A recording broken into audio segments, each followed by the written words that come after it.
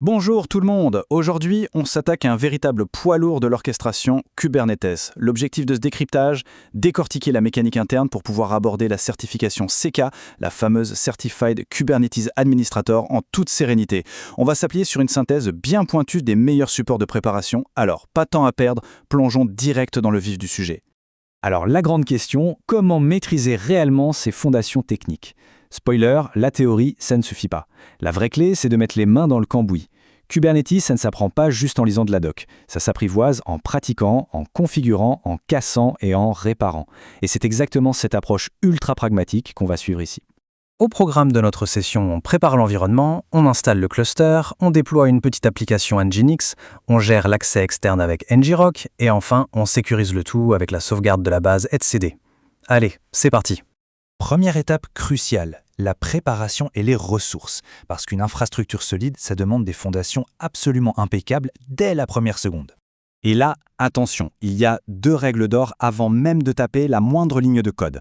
D'abord, on coupe les pare-feux le temps de l'apprentissage. Ça permet de s'assurer que tous les composants discutent entre eux sans la moindre entrave. Ensuite, la loi absolue et incontournable du YAML. 0 tabulation, uniquement des espaces. C'est tout bête, mais une simple erreur d'indentation ou un port bloqué et c'est tout le déploiement qui part en vrille. Et le jour de l'examen, c'est fatal. On passe à la phase 2, l'installation du cluster. On va faire un focus immédiat sur la méthode de standardisation par excellence.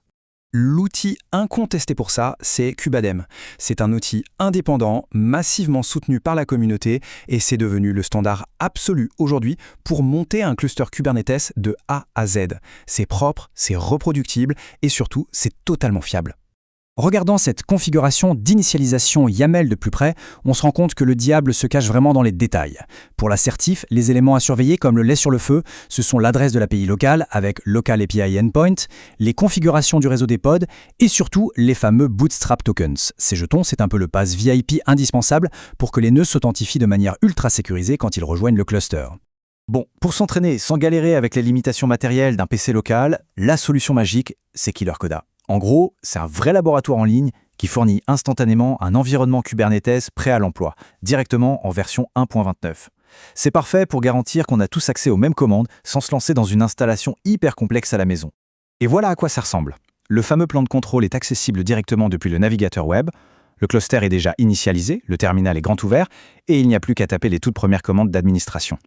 C'est vraiment le bac à sable idéal pour se faire la main. Allez, étape 3, le déploiement d'une application.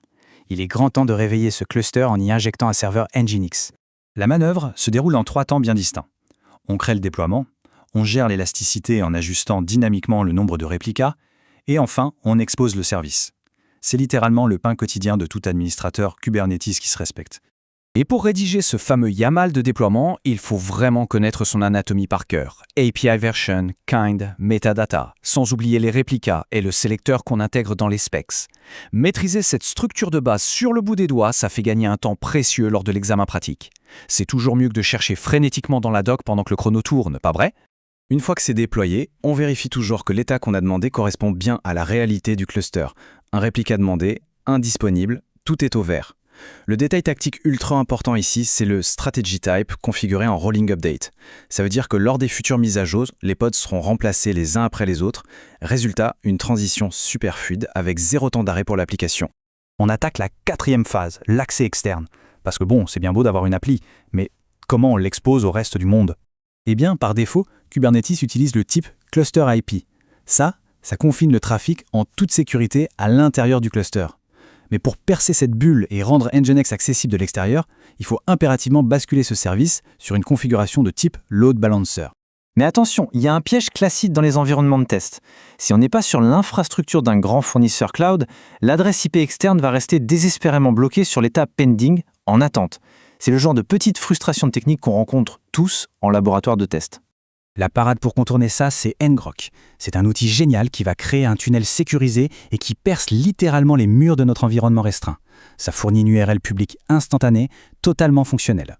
Et bam, on contourne définitivement ce fameux problème du pending pour valider l'accès depuis l'extérieur.